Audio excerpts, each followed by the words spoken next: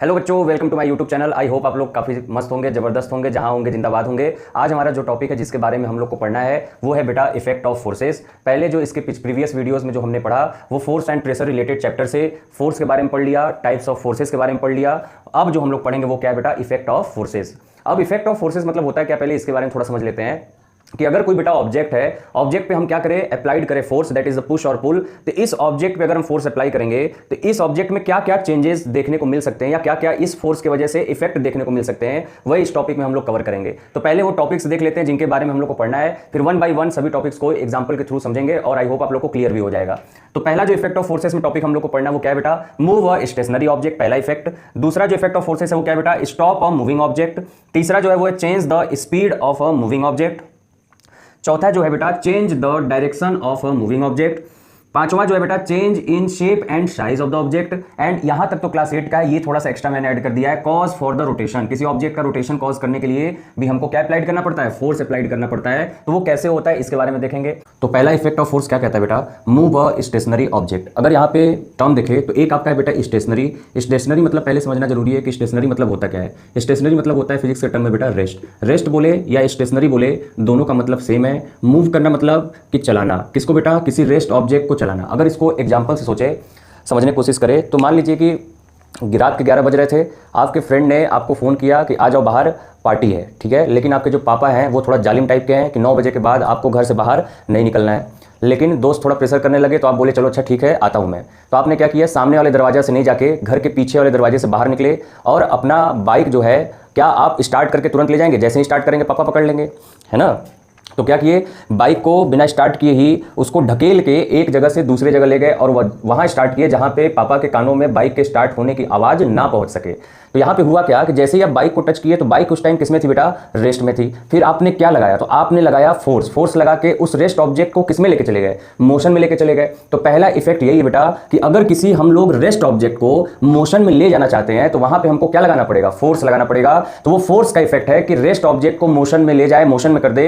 That is the first effect of force to move the stationary object. Rest object को motion में ले जाने का इसमें हमको क्या अप्लाई करना पड़ेगा, फोर्स अप्लाई करना पड़ेगा।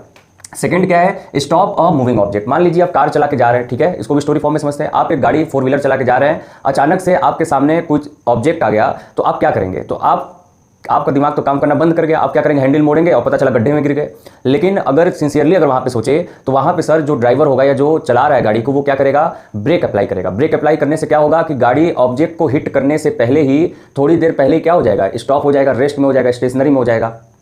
तो यहाँ पे जो फोर्स का सेकंड इफेक्ट है वो समझ में आया कि सर पहले अगर हम गाड़ी चला रहे थे तो हम किस में थे बेटा, मोशन में। लेकिन जैसे ही हमने फोर्स अप्लाई किया तो हमारा गाड़ी जो पहले मोशन में था अब किस में हो गया, तो सर वो हो गया रेस्ट में। तो मतलब सर ऑब्जेक्ट अगर मोशन में है, अगर उसको रेस्ट में लाना है तो हमको क्या अप्लाई करना पड़ेगा, फोर्स अप्लाई करना पड़ेगा। वो इफेक्ट आपका दूसरा है। यहाँ पे लिखा स्टॉप अ मूविंग ऑब्जेक्ट, मतलब मूविंग मतलब मोशन ऑब्जेक्ट, कि जो ऑब्जेक्ट पहले मोशन कर रहा था उसको अगर रेस्ट में लेके आना है तो हमको क्या अप्लाई करना पड़ेगा बेटा, फोर्स अप्लाई करना पड़ेगा। थर्ड इफेक्ट जो है change the speed of a moving object. अब change the speed of a moving object मतलब क्या हुआ बेटा कि जैसे कि एक गाड़ी है, ये मान लीजिए आपका गाड़ी है, ठीक है। अगर मैं इस स्पीड से जा रहा हूं तो मतलब पहले से ही मैंने इस पे क्या अप्लाइड किया है, फोर्स अप्लाइड किया है। एक्सेलरेटर दबाएंगे तभी गाड़ी आगे बढ़ेगी। तो ये तो पहला हो गया, ये वाला हो गया, मतलब ये हो गया कि पहले स्टॉप था फिर इफेक्ट लगाया तो फिर मूव कर रहा है।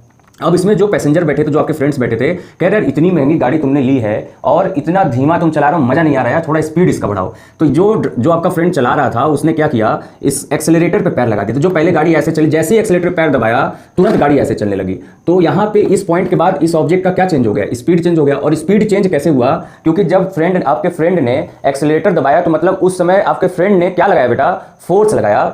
तो इसका तीसरा इफेक्ट ये समझ में आया कि अगर हमको किसी ऑब्जेक्ट जो पहले से मोशन कर रहा है और अगर उसका स्पीड चेंज करना है तो उस ऑब्जेक्ट पे हमको क्या लगाना पड़ेगा, फोर्स लगाना पड़ेगा। ये हो गया आपका तीसरा इफेक्ट। चौथा इफेक्ट क्या बोलता है बेटा, change in the direction of a moving object. मान लीजिए आप सीधे जा रहे थे ऐसे ऐसे, अब रोड का कटिंग जो था, रोड आपका क्या था, इस टाइप का था। देख लीजिए पहले रोड ऐसे गया फिर ऐसे था, ठीक है। तो आप अगर ऐसे ऐसे आ रहे हैं तो क्या सीधे चले जाएंगे, नहीं, सीधे जाएंगे तो एक्सीडेंट हो जाएगा, चोट लग जाएगा। तो क्या करना है, हम लोग को यहां से ऐसे मूव करना है। मतलब जा रहा था गाड़ी इस डायरेक्शन में, लेकिन हमको डायरेक्शन चेंज करना है। पहले गाड़ी किस डायरेक्शन में जा रहा था बेटा, इस डायरेक्शन में। अब हमको डायरेक्शन ऑफ गाड़ी का क्या करना है, चेंज करना है। तो इसको चेंज करने के लिए जो ड्राइवर होगा वो अपने हाथों से जो उसका हैंडल है उस पर क्या लगाएगा बेटा, फोर्स लगाएगा, जिससे कि ऑब्जेक्ट का क्या चेंज हो जाए, डायरेक्शन चेंज हो जाए। तो ये आपका थर्ड इफेक्ट है। मतलब क्या हुआ कि अगर हम जा रहे हैं इस डायरेक्शन में और हमको मूव अपने डायरेक्शन को चेंज करना है, तो ड्राइवर क्या करेगा, हैंडल को काटेगा इस तरह। तो जब ये ऐसे काट रहा है बेटा, तो यहाँ पे जो ड्राइवर वो क्या अप्लाई कर रहा है, फोर्स अप्लाई कर रहा है। और फोर्स अप्लाई करने से हुआ क्या कि जो व्हीकल पहले सीधे जा रही थी अब डायरेक्शन चेंज कर लेगी। तो ये हो गया बेटा आपका इफेक्ट ऑफ फोर्सेस का चौथा पार्ट। आई होप आप लोग समझ में आ रहा होगा।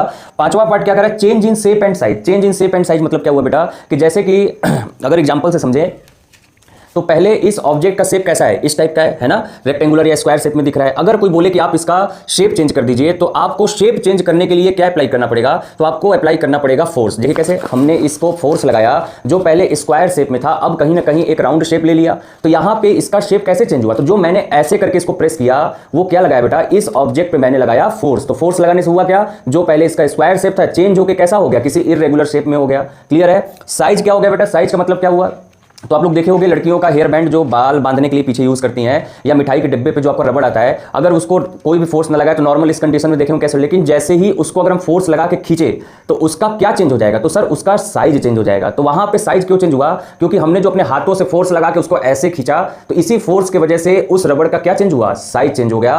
तो शेप एंड साइज किसी भी ऑब्जेक्ट का अगर आपको चेंज करना है तो आपको लगाना पड़ेगा फोर्स। जैसे कि आपको किसी से लड़ाई हो गई, अगर उसके फेस का शेप आपको चेंज करना है तो आपको क्या लगाना पड़ेगा, फोर्स लगाना पड़ेगा। लेकिन आपको ऐसा करना नहीं है, गलत बात है ये।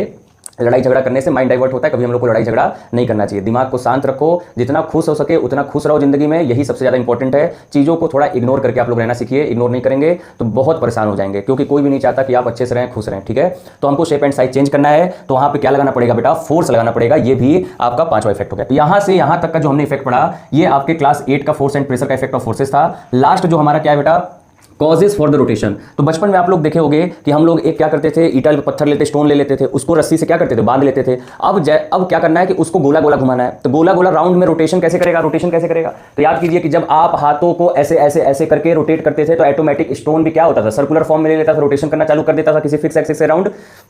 तो ये तभी पॉसिबल हुआ जब आपने उस स्टोन और स्टोन से बंधे हुए रस्सी पे क्या अप्लाइड किया, फोर्स अप्लाइड किया, तब जाके वो जो स्टोन है वो किस फॉर्म में, रोटेशनल फॉर्म में रोटेट करने लगा। तो वहां भी हम देखें कि इफेक्ट ऑफ फोर्स ही है। तो मतलब सन हो गया, सन के चारों तरफ अर्थ रोटेट कर रहा है। तो रोटेट इसलिए कर रहा है, रिवॉल्यूट इसलिए कर रहा है बेटा, क्योंकि सन और अर्थ के बीच में एक तरह का फोर्स लग रहा है जो कि उसको गोला गोला घुमा रहा है। अगर वहां फोर्स नहीं होता तो कभी भी अर्थ आपका कभी भी रिवॉल्यूट सन को नहीं करता। आई होप आप लोग को इफेक्ट ऑफ फोर्सेस समझ में आ गया होगा। और अगर आपको क्लास समझ में आए तो प्लीज़ वीडियो को लाइक कीजिए, चैनल को सब्सक्राइब कीजिए। जय हिंद, जय भारत।